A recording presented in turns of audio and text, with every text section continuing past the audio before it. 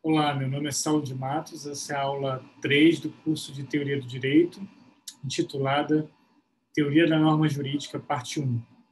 Na aula de hoje nós vamos tratar da questão da norma jurídica, como a norma jurídica deve ser compreendida no âmbito da teoria do direito. O tema da norma jurídica pode ser considerado, no âmbito do nosso semestre, nosso curso, um dos principais temas a serem tratados por nós durante este semestre emergencial.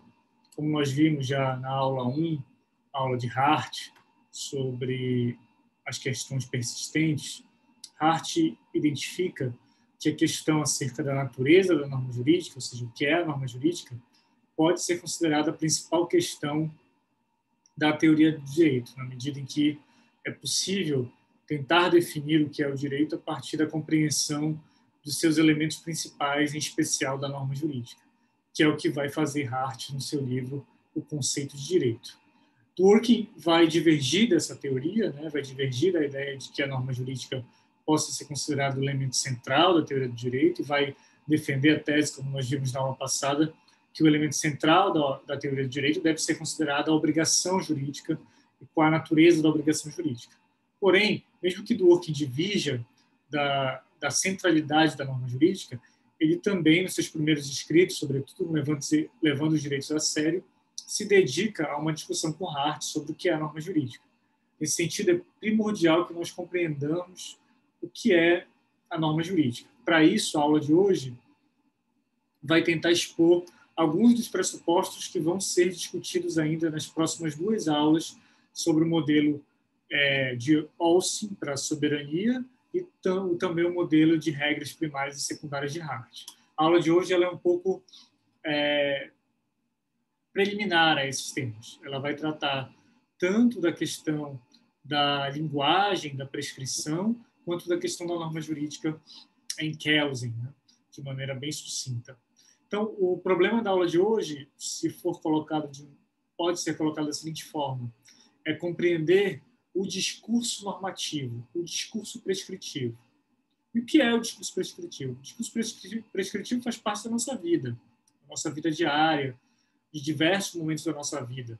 É o discurso que os pais e as mães utilizam, por exemplo, com as crianças, dizendo: fecha a porta, vem comer. Isso tudo faz parte do discurso prescritivo. Eu trouxe aqui um exemplo para que nós possamos iniciar a aula do que seria um discurso que envolve prescrições ou ordens, para que nós possamos pensar nessa linguagem diretiva, essa linguagem que compõe o que nós vamos chamar de racionalidade prática. Eu trouxe para vocês aqui um exemplo do que seria esse discurso diretivo ou que envolve prescrições ou ordens.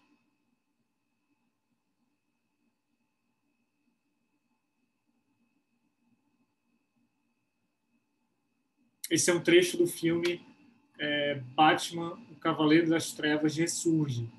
Um trecho de uma parte muito importante do filme que vocês que já viram o filme vão lembrar.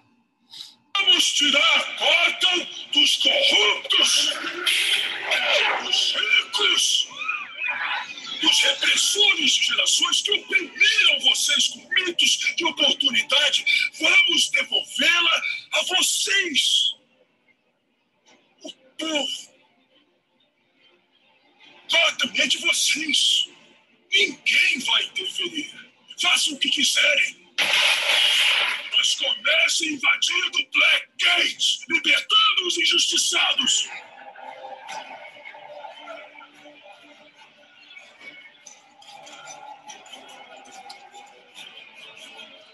Apresentem-se os que querem servir. Pois um exército será criado. Poderosos serão arrancados de seus ninhos decadentes. Lançados ao mundo frio que nós conhecemos e vivemos.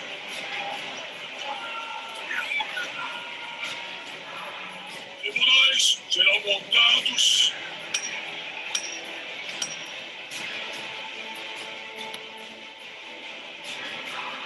Despojos serão repartidos.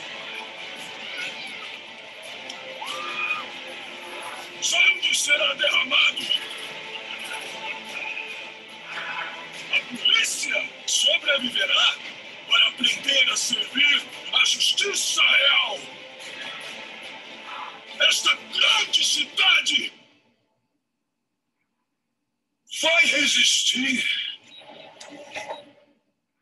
Gotham vai sobreviver.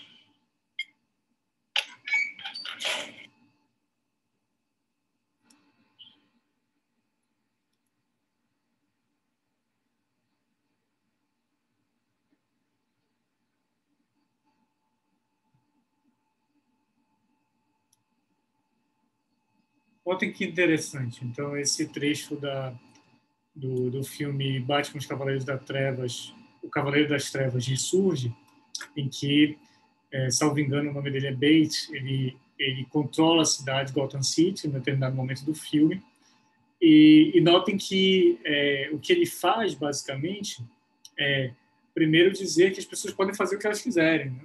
Elas podem tomar a cidade para si, o povo pode tomar a cidade para si. Mas, num segundo momento, ele já começa a sugerir e dar algumas ordens. Ele diz, bom, vocês podem fazer o que quiserem, mas, por favor, iniciem retirando os bandidos da cadeia. Né? Então, esse é o primeiro ato que ele dá, o primeiro ato é uma ordem, né?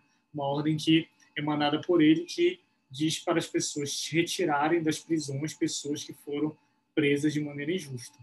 A segunda ordem, que também é interessante, é a formação de um exército. Né? Ele diz que para as pessoas se apresentarem, que ele vai fundar um novo exército.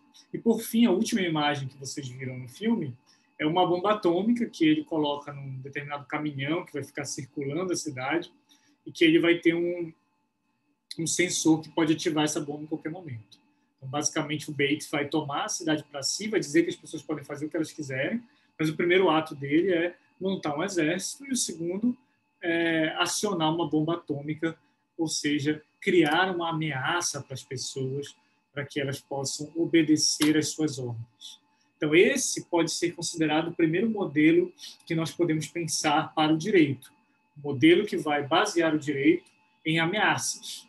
Eu disse já na aula passada, quando comentei sobre o Dworkin, que existem 3 modelos básicos na teoria do direito. O primeiro modelo é a compreensão do direito como uma ordem dada por alguém sob ameaça, né? Ou seja, sob ameaça e que as pessoas cumprem por medo da sanção. Um segundo modelo, que seria o modelo hartiano, que vai pensar o direito como um conjunto de normas em que as pessoas aceitam como uma prática social. E o terceiro modelo, que é o modelo de Dworkin, que vai pensar o direito como um conjunto de padrões de comportamento que facilitam a cooperação das pessoas por meio do Estado, que vai utilizar o seu poder coercitivo ou não para facilitar a cooperação entre as pessoas.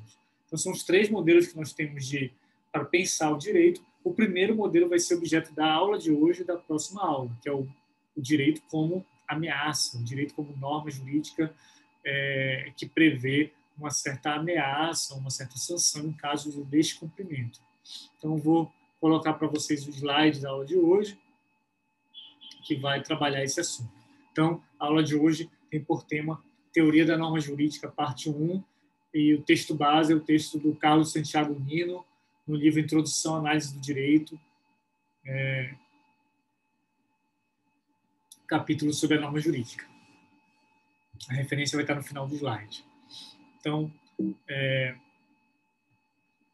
a aula começa questionando, portanto, discussões sobre racionalidade prática, ordens e normas jurídicas. Eu já apresentei para vocês o trecho do filme Batman, o Cavaleiro das Trevas, ressurge, em que Bates vai tentar fundar o Estado a partir de um certo discurso, e esse discurso está impregnado com uma linguagem prescritiva e com vários elementos que nós podemos pensar no direito, ou seja, o direito como um conjunto de ordens dadas pelo Bates sob ameaça, ou seja, sempre com a ameaça de um exército e, em última instância, no caso dele, de uma bomba atômica que pode ser acionada a qualquer momento, se as pessoas deixarem de cumprir as suas determinações.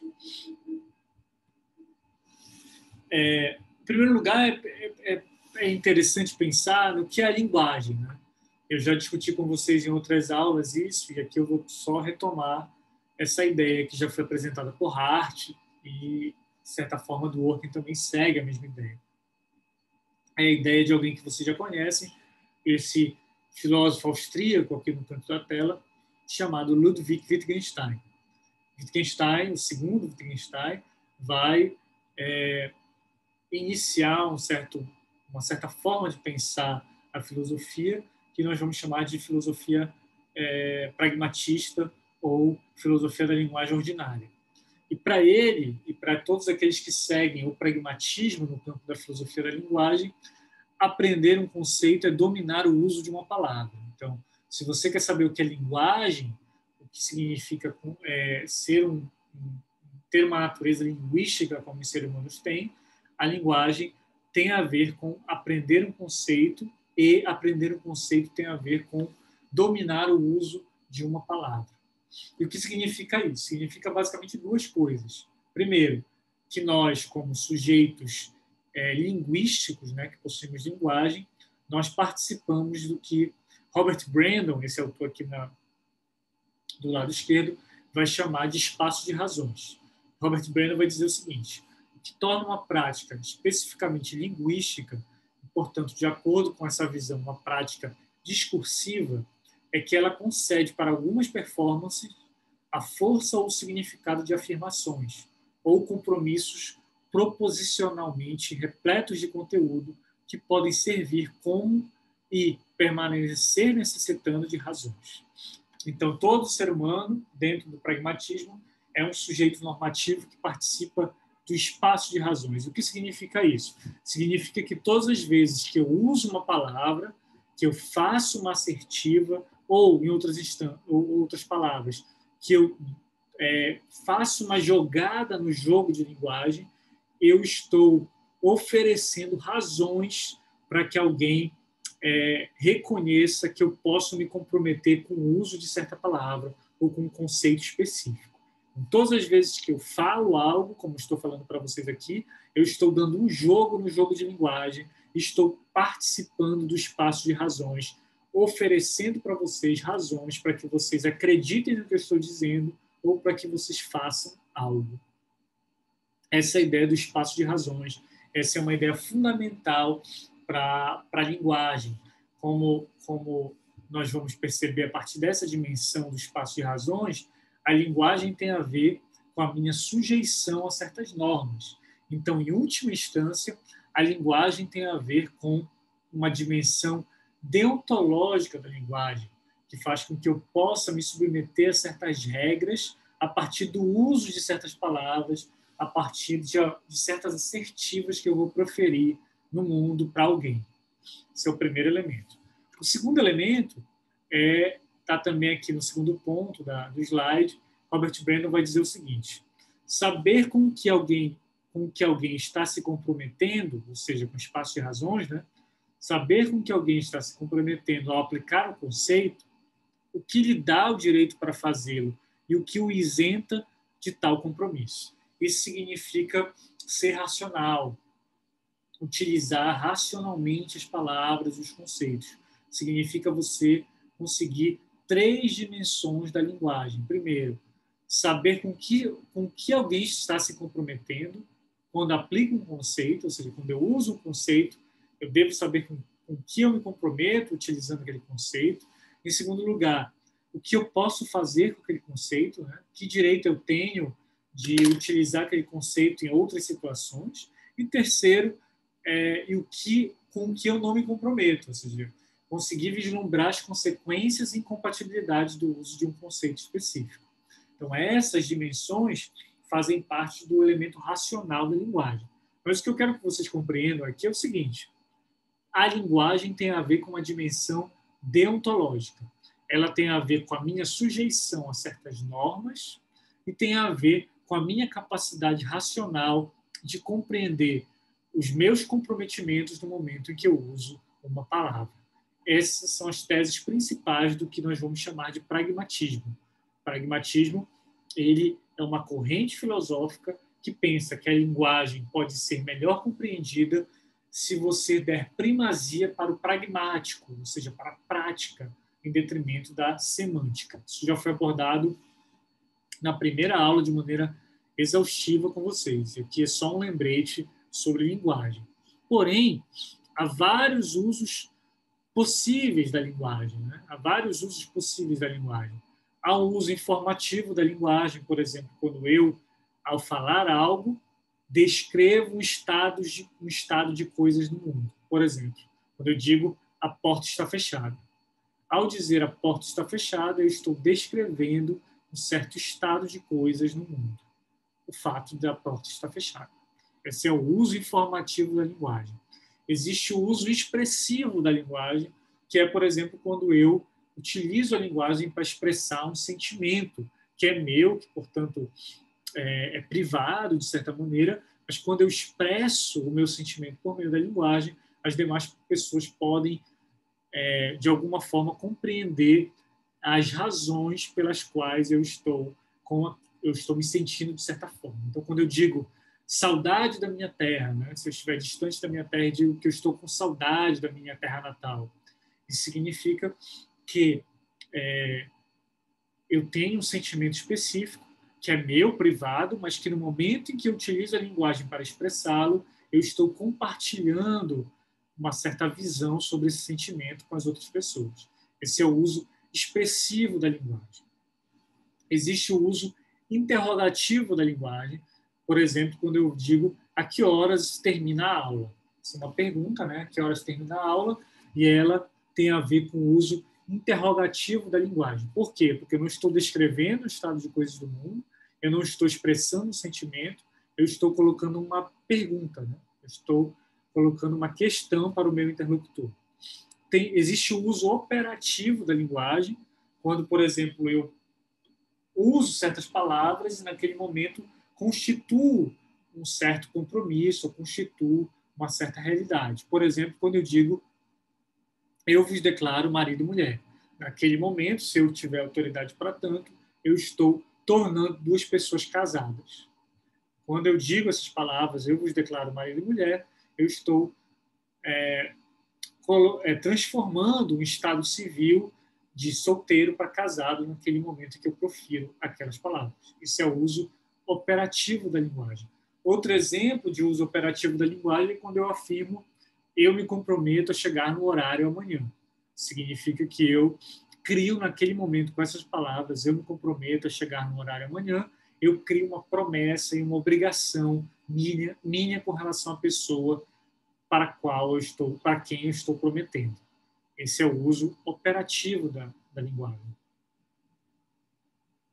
Outro modo de ser da linguagem, né, outro uso da linguagem, seria o uso prescritivo, diretivo da linguagem. Quando eu afirmo, por exemplo, fecha a porta. Quando eu dou uma ordem, né, fecha a porta. Esse é o uso operativo ou prescritivo da linguagem. Ele tem a ver com diretivas, ou seja, quando eu afirmo isso, o meu objetivo maior é alterar um certo estado de coisas no mundo por meio de uma ação do destinatário da minha ordem, da minha diretiva.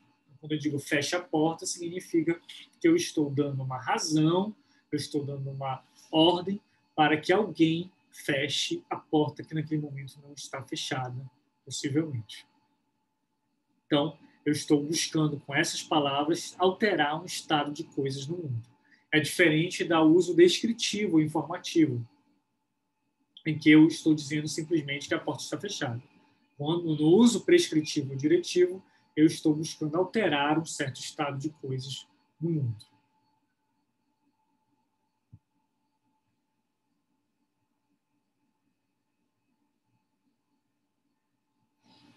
Portanto, é possível dizer que a linguagem ela tem duas formas básicas de uso, né? Duas grandes categorias.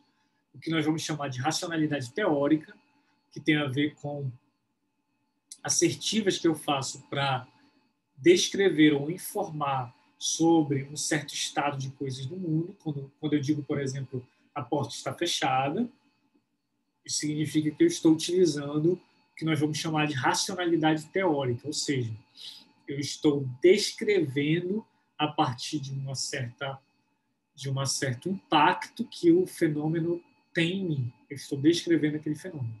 Então, se eu disser isto é um copo d'água, eu estou descrevendo este fenômeno e eu estou, portanto, me valendo do que nós vamos chamar de racionalidade teórica.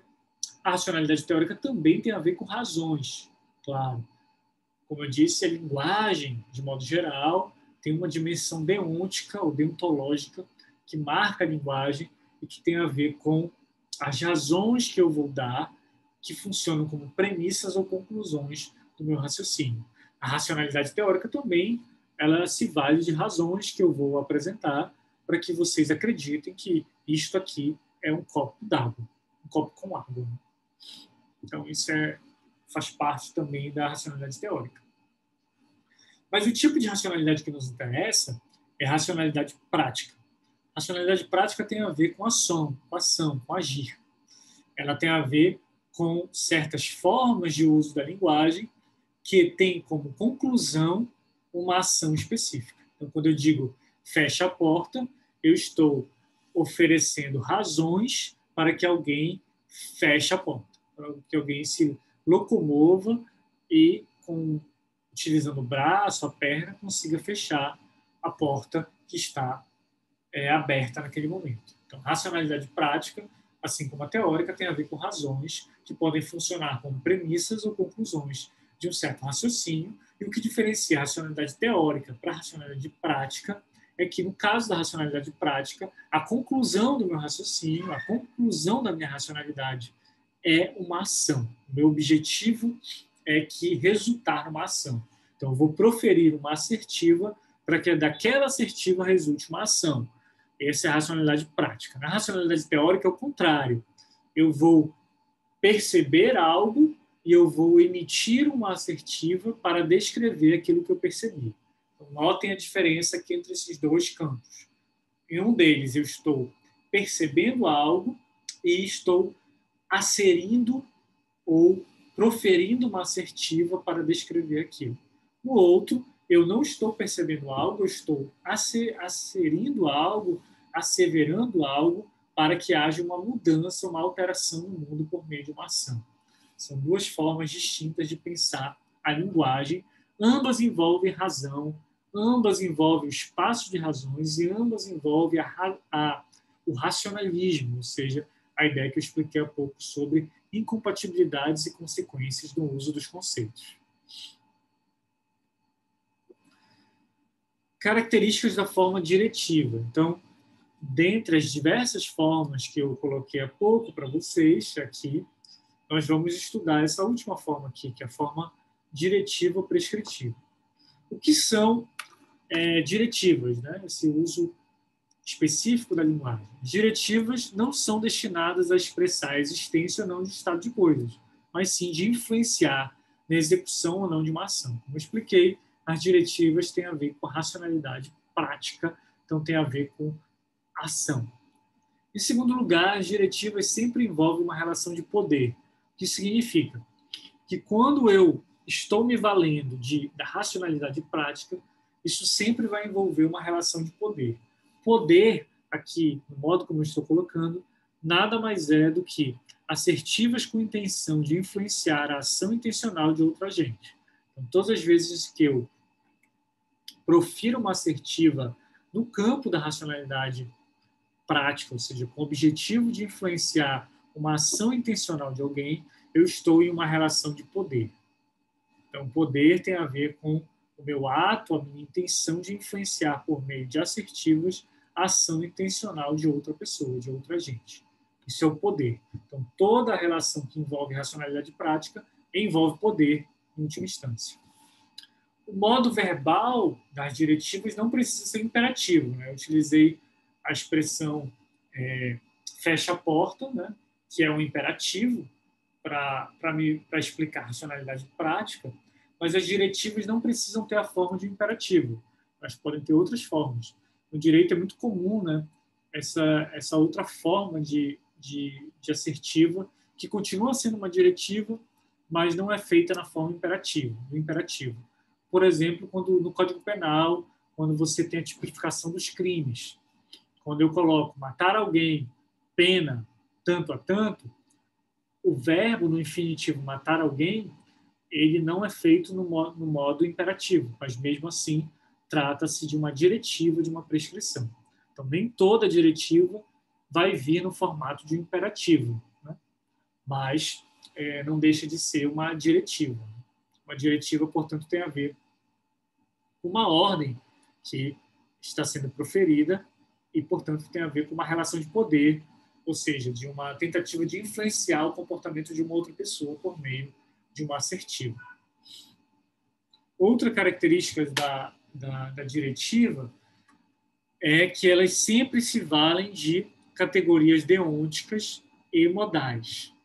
O que são categorias deônticas? Categorias deônticas são categorias que utilizam 4 conceitos fundamentais, né? Ou 4 concepções fundamentais. A concepção de obrigatório, que é o contrário de facultativo, a concepção de proibido, que é o contrário de permitido. Então, a ordem, a diretiva, sempre vai envolver essas categorias deônticas, do proibido, do obrigado, do permitido e do facultado. São essas 4 categorias que sempre vão estar em jogo no momento em que eu profiro uma diretiva, que eu assevero e que eu afirmo algo no sentido de uma ordem, de uma prescrição. Além das categorias deônticas, as diretivas envolvem também categorias modais. O que são categorias modais? São essas 4 categorias aqui. Necessário, que é o contrário de contingente, impossível, que é o contrário de possível. Então, as categorias modais, quando alinhadas ou aliadas às categorias deônticas, elas formam muitas das nossas obrigações no campo da racionalidade prática. Por exemplo, a obrigação de não matar. Se essa obrigação for considerada uma obrigação moral, ela pode ser uma obrigação, portanto, utilizando uma categoria deôntica, que é necessária ou absoluta. Portanto, eu estou utilizando uma categoria modal, uma categoria deôntica. Ou, por exemplo, quando alguém diz que, no direito, por exemplo, que eu, maior de idade, posso celebrar contratos. Então, tenho capacidade jurídica para celebrar contratos. O que significa? Que é permitido, né, categoria deôntica aqui, que me é permitido celebrar um contrato, né? Ou seja, que é permitido que eu celebre um contrato caso eu queira. Então, é uma permissão, de certa forma, não é necessário, enfim, é discutido se é necessário ou não, mas seria contingente porque faz parte do meu arcabouço jurídico, né? Então, é o direito que me diz, a lei que me diz que é permitido que eu celebre um contrato. Então, isso é uma permissão contingente, né, de celebração de um contrato, né? Caso a lei se altere, pode ser que essa minha permissão seja alterada. E também cria uma possibilidade, né? Então, é possível que eu seja permitido a celebrar um contrato. Tudo isso são categorias que envolvem, novamente, categorias deônticas e categorias modais. E a linguagem diretiva, a linguagem que envolve ordens, a racionalidade prática, ela sempre vai envolver essas categorias aqui, deônticas e categorias modais. Isso faz parte do que a gente vai chamar de lógica deôntica. Eu não vou aprofundar esse assunto aqui. Uma das espécies de diretivas são as ordens. A ordem é uma espécie de diretiva. E o que é a ordem? Quando eu digo, por exemplo, fecha a porta, um exemplo que eu utilizei para de uma ordem. A ordem ou as prescrições se caracterizam pela existência de uma relação de superioridade entre o emissor e o destinatário. Então, sempre quando houver uma ordem, há uma relação entre um emissor, que se considera superior, e um destinatário, que se considera inferior. É o caso aqui do nosso colega do filme Batman, o Cavaleiro das Trevas Ressurge, que controla Gotham City e, nesse momento, começa a proferir certas ordens. Então, ele está numa situação superior, dando ordens para destinatários que estão numa situação inferior. Isso significa que ele está dando prescrições, ele está emitindo prescrições naquele momento. Nesse sentido, no caso de ordens, não há submissão do seu cumprimento à vontade do destinatário. Então, o destinatário, ele não, o cumprimento da ordem não é condicionado à aceitação do destinatário.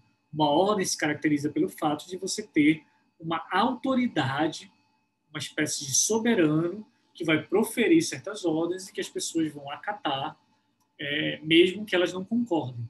Isso tem a ver com ordem. A ordem ou a prescrição tem a ver com uma relação de superioridade e que, portanto, torna a validade da ordem independente da aceitação do destinatário. Isso vale também para a relação, por exemplo, entre pai e filho, pai e filha, né? Em que um pai, por exemplo, diz para a filha não chegar depois da meia-noite e dá uma ordem, e aquela ordem, de modo geral, pelo menos num certo modelo de paternidade, de parentalidade, aquela ordem independe da aceitação do filho ou da filha. Né? É uma ordem que vai ser dada independentemente da aceitação do destinatário ou do destinatário. Essas ordens podem ser também permissões, né? Então, quando Bates, lá no trecho do filme que a gente viu, ele diz façam o que vocês quiserem, né? Ele está dando uma permissão. Permissão também é um tipo de ordem. Né?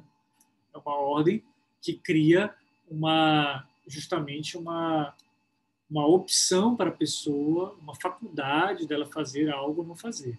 Né? Então, cria uma faculdade, um direito, né? Por meio de uma permissão. Então, ordens como espécies de diretivas também podem se tornar uma permissão, podem ser feitas na forma de uma permissão, não necessariamente na forma de uma obrigação de executar ou não uma ação. Então, essas são as principais características de uma ordem. Relação de superioridade é a principal. Criação de uma autoridade na forma de um soberano. Note que esse é o primeiro modelo que eu falei que existia na teoria do direito. Né? O modelo que vai pensar o direito a partir de um conjunto de ordens ou prescrições que pressupõe uma certa superioridade do emissor das ordens e também, de certa forma, a sanção como elemento central, porque o direito vai ser pensado como um controle social, um exercício do poder para controle do comportamento das pessoas por meio de ameaças. Por isso que a imagem aqui do Bates é uma imagem importante aqui para a gente pensar o direito nessa concepção. Um dos autores que mais influenciou a forma como nós pensamos a racionalidade prática é o Von Wright, que é um professor da Inglaterra e que, de certa forma, sucede toda a discussão de filosofia da linguagem ordinária que Wittgenstein vai fazer a partir da sua obra Investigações Filosóficas. Né? Então, Wittgenstein vai desenvolver, o segundo Wittgenstein vai desenvolver o que ele vai chamar de filosofia da linguagem ordinária, e o Von Wright vai dar continuidade a isso. E o Von Wright vai investigar as normas, de maneira mais específica. Ele vai tentar caracterizar as normas por algumas características aqui que eu vou explicar, que eu vou chamar de núcleo normativo da prescrição como norma. Então, primeiro, para o Von Wright, a norma ocorre para que algo deva, não deva ou possa ser feito. Portanto, toda norma, como prescrição, ela envolve aquelas categorias deonticas que eu expliquei há pouco. Uma categoria que envolve obrigação, proibição e permissão. Em toda norma se vale de operadores deonticos. Esse é o caráter da norma. Segundo, conteúdo. O conteúdo da norma é o que uma norma declara proibido, obrigatório e permitido, isto é, ações ou atividades. Aqui é muito importante a gente compreender um detalhe que é sempre repetido, sempre era repetido nas sessões do Supremo Tribunal Federal pelo ex-ministro Eros Grau. Então, é uma coisa que ele repetia em todas as sessões e aqui eu vou repetir para vocês. Texto não é norma. Existe uma diferença entre texto e norma. O texto da lei, aquilo que vocês têm acesso pela internet, por meio do site oficial do Congresso Nacional, Esse é o texto de um diploma legislativo. Então, digamos o Código Penal. O Código Penal tem um texto que vai dizer matar alguém. Esse é o texto. A norma é o conteúdo da minha interpretação sobre esse texto. Então, quando eu falo de norma, é preciso diferenciar de texto. Texto é o que vocês têm acesso no código. Norma é a interpretação desse texto. Então, a norma ela vai declarar o que é proibido, obrigatório ou permitido. O texto, não. O texto é um conjunto de símbolos, né, que vão estar no código. E, a partir desses símbolos, eu vou interpretar e dizer qual é a norma que eu consigo compreender a partir daqueles símbolos. Ou seja, a partir do uso de certos termos que foram feitos por meio de uma simbologia gráfica. Então, texto é diferente de norma. Norma é o conteúdo identificável pelo intérprete por meio do acesso a um certo fato social que é um texto. A Constituição ela é um texto que eu acesso para identificar as normas constitucionais. O Código Penal é um texto ao qual eu tenho acesso para identificar as normas penais. O Código Civil é um texto ao qual eu vou buscar para identificar as normas do direito privado, do direito civil. Então, há uma diferença central entre texto e norma. Terceiro elemento que o von Wright vai identificar: condição de aplicação. O que é a condição de aplicação? É a circunstância necessária para que exista a oportunidade de realizar o conteúdo da norma. Ou seja, uma vez que eu identifiquei o conteúdo da norma, ou seja, aquilo que é proibido, obrigatório ou permitido, isso é diferente da condição de aplicação, ou seja, a condição fática para que aquela norma seja aplicada. Então, são três coisas que nós temos que ter em mente: o texto, o fato social, né, o texto, o diploma legislativo, o conteúdo da norma, aquilo que é proibido, permitido ou obrigado, e as condições de aplicação daquela norma. Quando aquela norma pode ser aplicada, se as condições fáticas permitem aquela aplicação ou não. Então, essas são as condições fáticas ou hipotéticas, né? Permitem a aplicação daquela norma. São três elementos, então, que nós temos que diferenciar: texto, norma e condições de aplicação.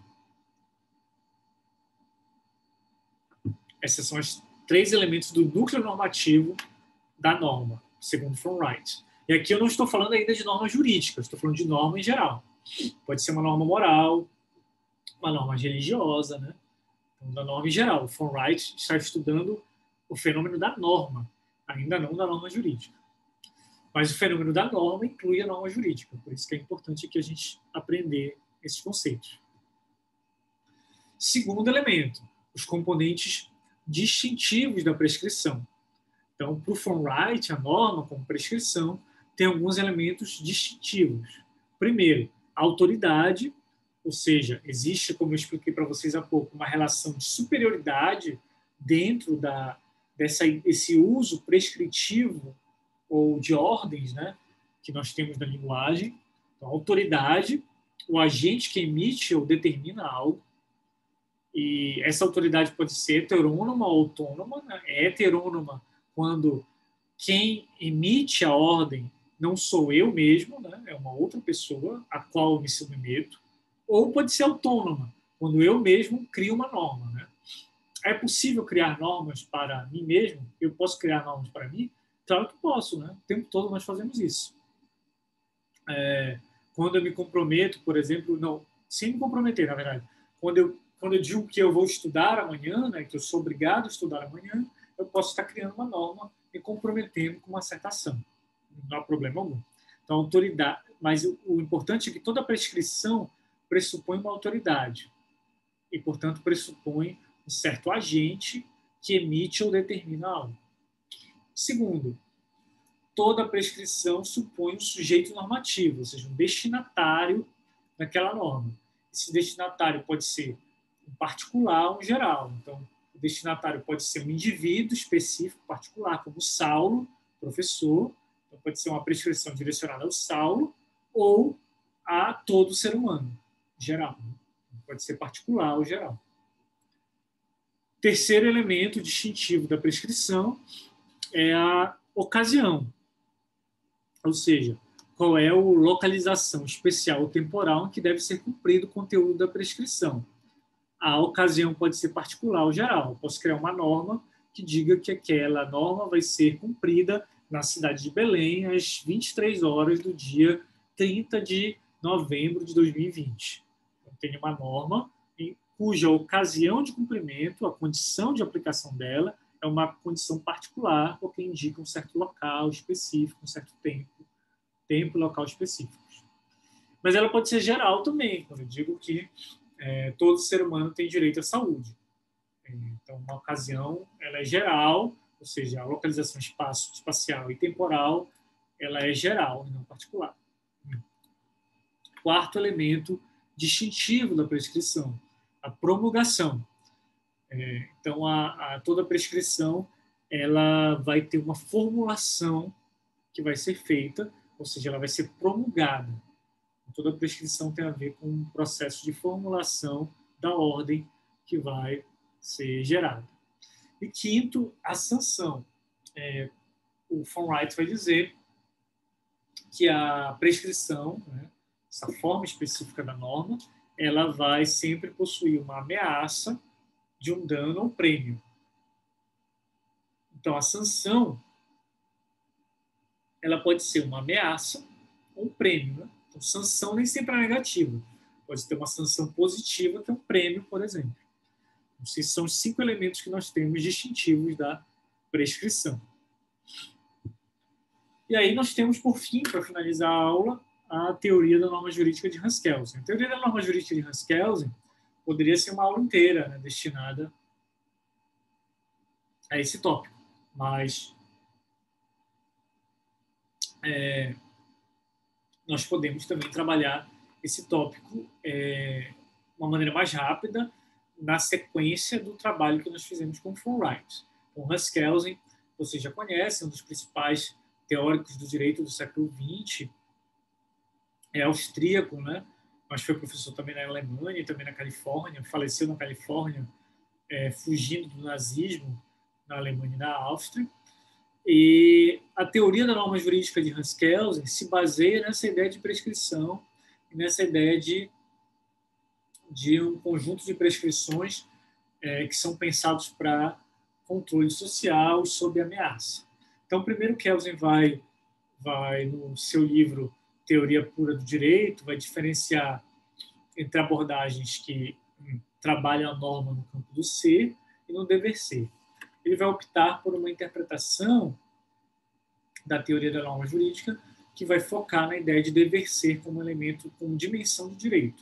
Então, digamos que a realidade possa ser tratada como uma dimensão do ser, daquilo que é, da dimensão do dever ser, daquilo que deve ser. Né? Que foi uma explicação que eu dei, de certa forma, há pouco, né, sobre racionalidade teórica, no sentido de descrição de um estado de coisas no mundo, e racionalidade prática, no sentido do dever ser, de uma ação que vai ser objetivada com a minha assertiva.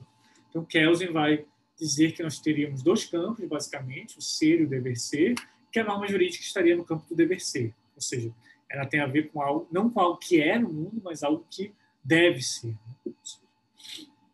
E, para Kelsen, a categoria talvez mais importante da teoria do direito é a categoria da validade jurídica. E o que é a validade jurídica? Ou da validade? Geltung, né? Uma expressão kelseniana. A validade é a existência específica de uma norma, constituindo sua força obrigatória. Então, a validade tem a ver com a existência específica de uma norma. Para Kelsen, a norma ela não existe ou deixa de existir. Ela é válida ou inválida.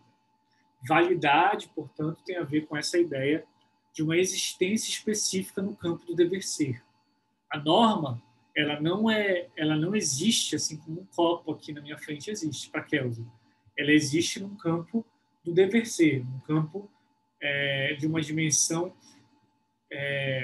que não tem a ver com a descrição do estado de coisas do mundo, mas tem a ver com o campo daquilo que deve ser a realidade, daquilo que pode ser a realidade em última instância.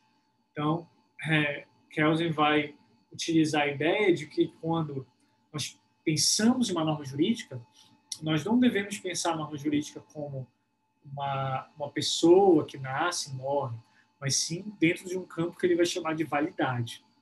E a validade não tem nada a ver com a existência real, né, fática. A validade tem a ver com uma existência ideal da norma jurídica, uma existência que se dá em outro plano, um plano do dever ser. Esse é o plano de validade da norma jurídica. Então, portanto, a norma jurídica que diz é proibido matar outrem é uma norma jurídica que ela não passa a existir como uma pessoa que nasce e, em determinado momento, começa a vida dela. Mas ela existe a partir de certas circunstâncias que envolvem as condições de validade da norma jurídica. Ou seja, no nosso caso, as condições que dizem que o Código Penal é válido no direito brasileiro. Isso tem a ver com validade, não com existência, com realidade. E Kelsen vai desenvolver uma teoria da norma jurídica que vai envolver 5 questões fundamentais. A primeira, que eu já expliquei no início da aula. As normas jurídicas servem para Kelsen para o controle social dos indivíduos. Elas não são nada mais, nada menos do que uma técnica de controle indireto do comportamento. A norma jurídica serve para controlar os indivíduos por meio de ameaças. O direito ele serve para isso.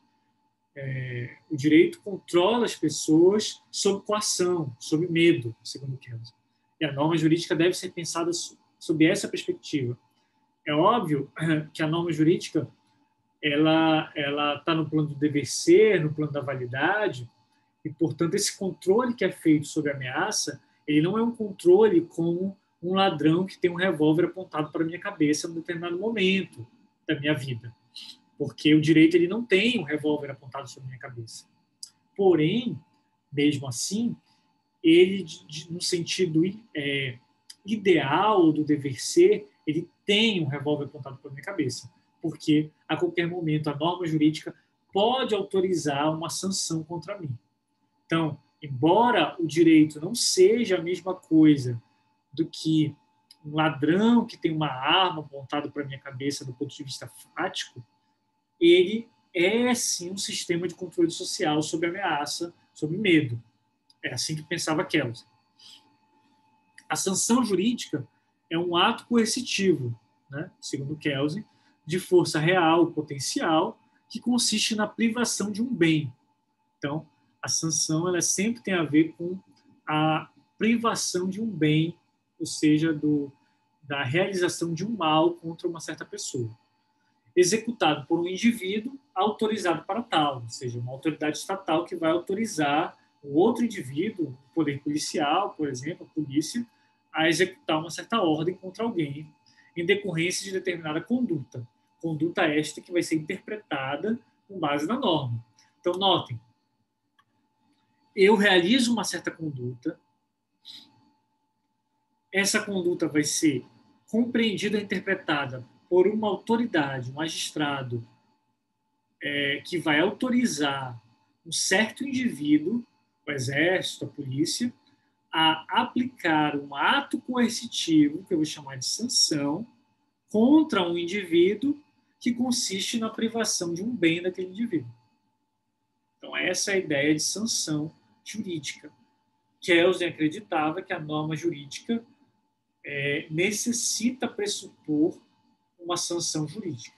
Toda norma jurídica pressupõe uma sanção jurídica. Essa sanção jurídica ela é um ato coercitivo autorizado por um indivíduo contra outro indivíduo, que consiste na privação de um bem e que, em última instância, serve para o controle indireto do comportamento, porque cria um medo na sociedade, que é essa ameaça constante, que faz com que as pessoas cumpram determinadas prescrições ou ordens existentes no ordenamento jurídico. A norma jurídica, portanto, é a que prescreve uma sanção jurídica. O conteúdo da norma jurídica é um ato coercitivo que priva alguém de um bem. Então, lembre, toda norma jurídica tem um conteúdo, né? Que é uma obrigação, uma permissão, uma permissão, obrigação, uma permissão ou uma proibição. Quase esqueci agora. Obrigação, permissão e proibição. São as categorias deônticas. O que Kelsen está nos dizendo aqui? Que o conteúdo da norma é um ato coercitivo. Então, o conteúdo da norma é um ato que vai determinar que uma certa sanção vai ser aplicada contra o indivíduo. Ou seja, que aquele indivíduo é obrigado ou não a realizar algo, ou seja, que uma sanção vai ser aplicada a ele caso ele não obedeça a uma certa regra, a uma certa norma jurídica. Então, eu sou obrigado a obedecer uma norma jurídica. Mas qual é o conteúdo da norma jurídica? O conteúdo da norma jurídica é aquele que diz que caso eu mate alguém, eu serei penalizado com uma pena de restrição da minha liberdade. Esse é o conteúdo da norma jurídica que está no Código Penal. Então, lembre, texto do Código Penal é uma coisa, eu interpreto esse texto, identifico o conteúdo. Qual é o conteúdo para Kelsen? O conteúdo é a prescrição de uma sanção jurídica. O destinatário da norma jurídica não é o indivíduo que vai cumprir a regra, mas sim o servidor da justiça encarregado de determinar a execução ou não da sanção. Então, toda norma jurídica tem um conteúdo, que é uma sanção jurídica. Quem é o destinatário desse conteúdo? É aquele que pode autorizar ou não o uso do poder coercitivo pelo Estado, né? É o servidor da justiça, é o serventuário da justiça, é o magistrado, né? Mas não só o magistrado, é o policial, é o agente de trânsito, por exemplo, que aplica uma multa, ele também é alguém que autoriza o uso do poder coercitivo. Né? É o policial, né? É o oficial de justiça, né? Que vai cumprir uma certa determinação. Todos eles são, digamos, servidores ou serventuários da justiça e que, para Kelsen, são eles os destinatários, são essas pessoas as destinatárias da norma jurídica, porque a norma jurídica, o conteúdo dela é uma sanção jurídica. E para Kelsen, a norma jurídica ela tem um caráter sempre geral, né?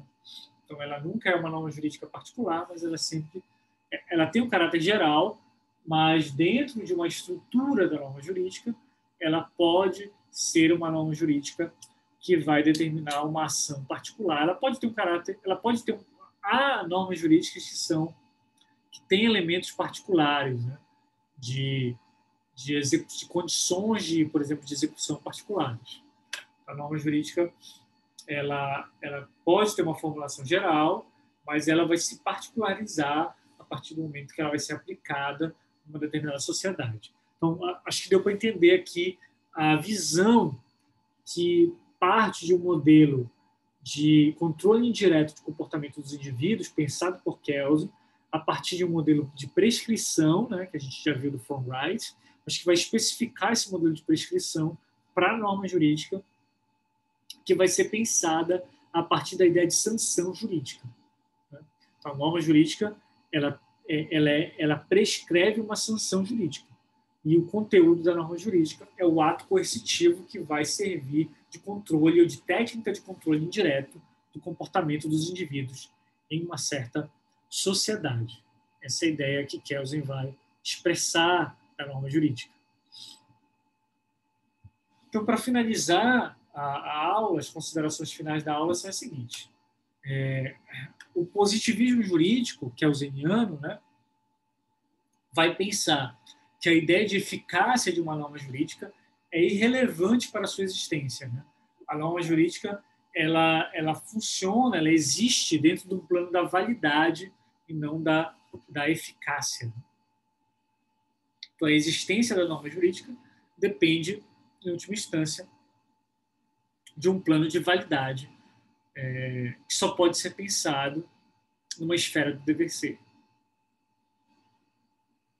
A existência de uma norma jurídica ela tem a ver com o seu processo de positivação, ou seja, da existência dela como fato social, e por isso também da validade, né? Um plano de validade que envolve o dever ser. A validade da norma jurídica para Kelsen depende da sua força obrigatória, né? Então, a validade depende da força obrigatória da norma jurídica. Em última instância, a validade da norma jurídica vai depender do sistema jurídico.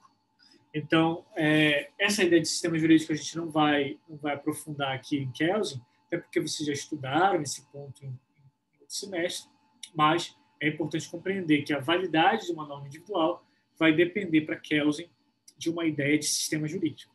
Então, esse elemento estático que estuda a norma jurídica e as características da norma jurídica, para Kelsen, deve ser pensado também numa estrutura dinâmica que pensa o sistema jurídico. Essa estrutura dinâmica, ela garante a força obrigatória da norma por meio da garantia da sua validade. Essas são as considerações finais acerca da aula de hoje sobre teoria da norma jurídica. Aqui, os textos de referência que eu utilizei para a minha aula, que vocês vão ter acesso com a apresentação desse slide, envio desse slide para vocês, e o meu agradecimento aqui, o meu contato de sempre para vocês. Qualquer coisa, estou à disposição. Perdão por possíveis erros e espero que a aula de hoje tenha sido produtiva para vocês.